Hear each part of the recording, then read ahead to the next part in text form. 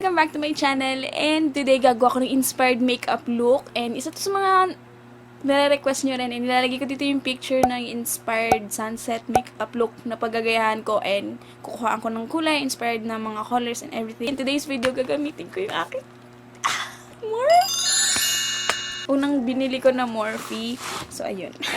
So, sobrang excited lang kung gamitin siya kasi, yun, napag-practicean ko na rin yung look na to, pero, ayun, ito yung hitsura niya. Ay. Sobrang colorful nito, at saka marami kang magagawang mga eye look. Kaya ito rin talaga yung pinili ko eh. First option ko talaga yung 35 Kaso parang, alam mo yun, hindi ka masyadong makakapaglaro sa mga ganong kulay. Pero with this palette, ang dami mong kulay na pwedeng gawin. May green, violet, blue, pink, violet, peach. Unahin ko muna is yung aking eye makeup. And as you can see, meron akong eyebrows. Ginawa ko siya kanina bago ako mag-film and everything. Oh my gosh, bare face. Gagamitin kong concealer is itong Fitme concealer. Ang shade dito is 25. Ito yung pinaka-light ko na concealer. And feeling ko lang parang pumuputi na ako. Feeling ko lang naman. Nung nilagay ko siya dito sa brow bone ko, parang hindi siya ganun kaputi. Alam niyo yun, dapat 'di ba parang ma-highlight yung eyebrow mo. Pero ganun. Then, i-blend ko lang siya ng aking mahiwagang fingers.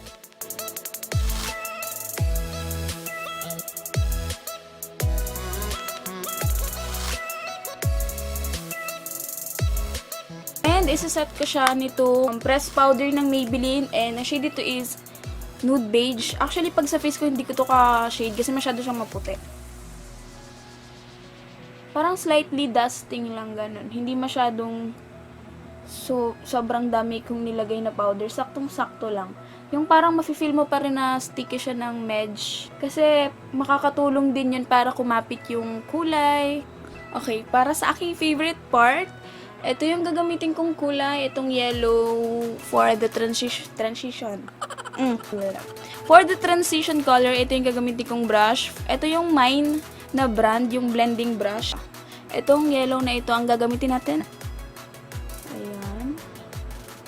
Oh, wow. Blend. Tapos build ng kulay.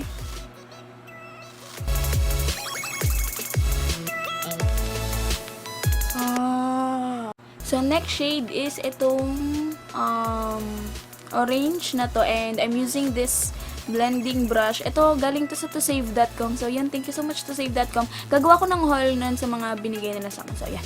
Stay tuned! Binababa ko yung mirror ko para malalaman ko kung saan ko ilalagay yung orange. Dapat kasi sa halos lang talaga mag-deepen yung kulay. Itong look na to, pwede rin siyang pang summer glowy, ganun. Kasi ang ganda ng kulay, like may orange, may yellow, sunset, everything, diba?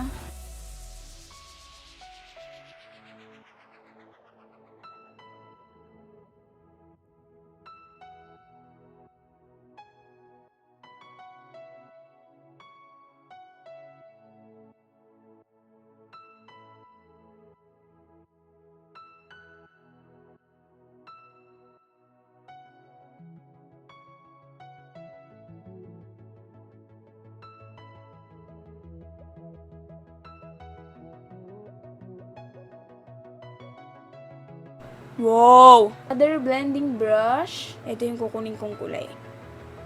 Ayan. Circular motion.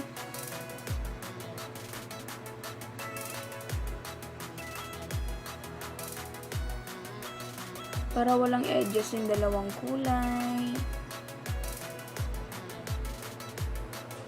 Naging blurry na siya. Kesa dito sa kabila.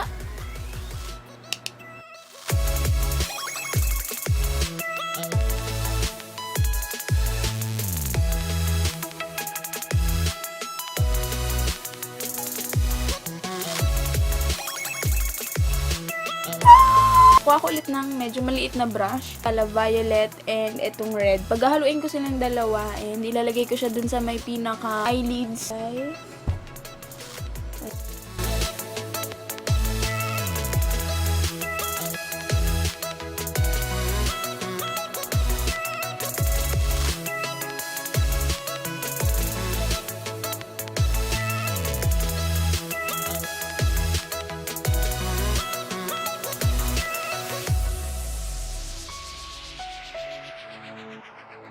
So, yun. Tapos na tayo sa ating eye look. And magkakabit lang ako ng falsies. Ito yung itsura niya. Nakabit ko lang siya off-cam kasi, yan na, struggle.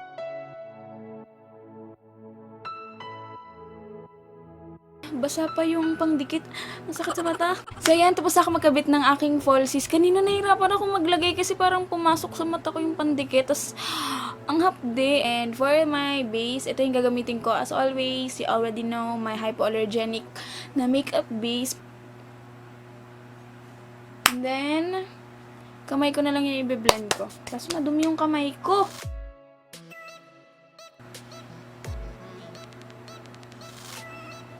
Ito, matagal ko na itong ginagamit. Itong makeup base na to. Maganda siya kasi namamat niya yung foundation at saka ang smooth. Basta ang smooth ng finish ng foundation ko kapag ito yung ginagamit ko bago ako mag-foundation. Foundation, ito yung gagamitin ko. My favorite, yung Wet n Wild na foundation, Photo Focus. Ayan. Ang shade ko dito is in Golden Beige. Spatula siya, guys. Spatula. Siyempre, kukunin ko yung tumulo. Sayang.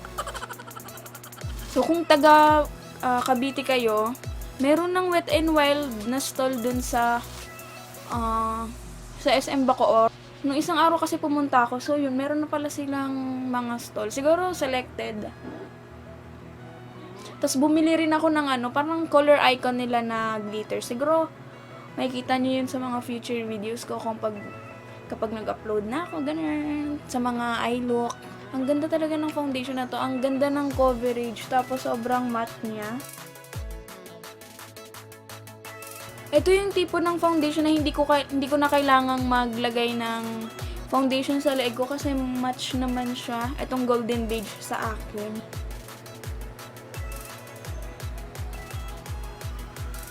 Ang dami. Sobrang flawless ng foundation na yun. Halos hindi ko na kailangan mag-concealer kasi kahit yung under eyes ko natakpan niya, pati yung mga acne scars ko. Pero yun, medyo nagsistrict siya kapag ginamitan ko ng stippling brush. Siguro kasi masyado siyang mabilis mag-set yung foundation na to. Hindi siya tacky, hindi siya malagkit. Ayun yung gusto ko dito, hindi siya malagkit. Pero ayun, mabilis siya mag-set. Kaya kapag ginamitan mo siya minsan ng brush, may mga streaky marks. Kumuha lang ako ng sponge and then dab para walang streaky marks. Concealer, yung Maybelline, yung ginamit ko kanina sa aking mata. Ito. Konti lang yung ilalagay ko kasi hindi ko naman kailangan ng concealer.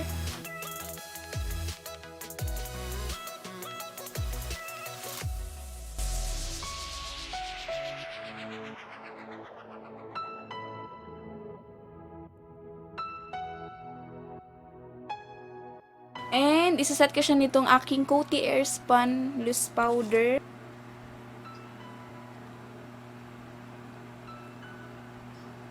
Sa laugh lines. Ito, medyo nagkikrease din ako dito.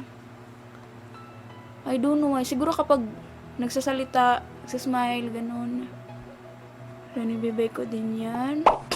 Hindi na ako nagmascara. Kumuha ako ng mascara pero hindi na ako magmamaskara kasi pang visual lang naman. Kasi mamaya mahirapan na naman ako magtanggal.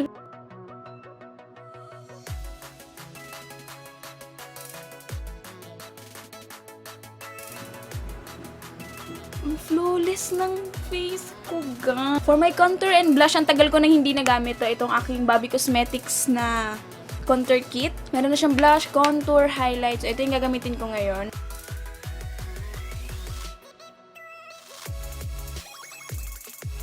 So, next is for the blush. Itong gagamitin ko. Taas nung nilagyan natin ng bronzer.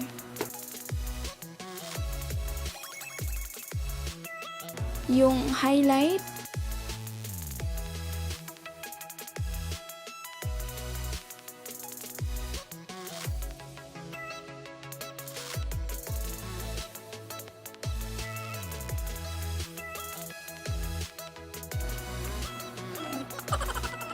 So, itatry ko ito ngayon, yung detail makeover. First time kong gagamitin to ngayon. Binili ko to ng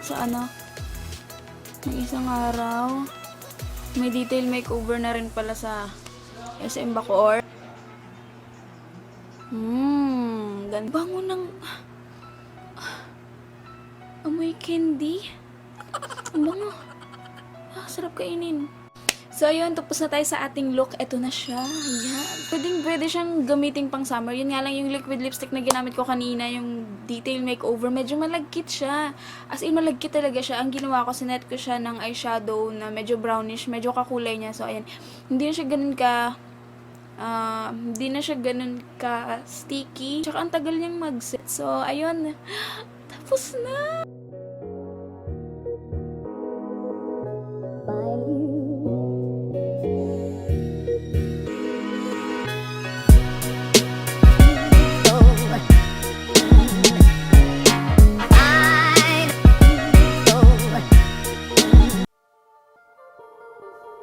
So, yun lang. Thank you guys so much for watching. Sana na-enjoy nyo. And don't forget to subscribe kung hindi ka pa nakasubscribe. And comment below for any suggestion. And see you again in the next one.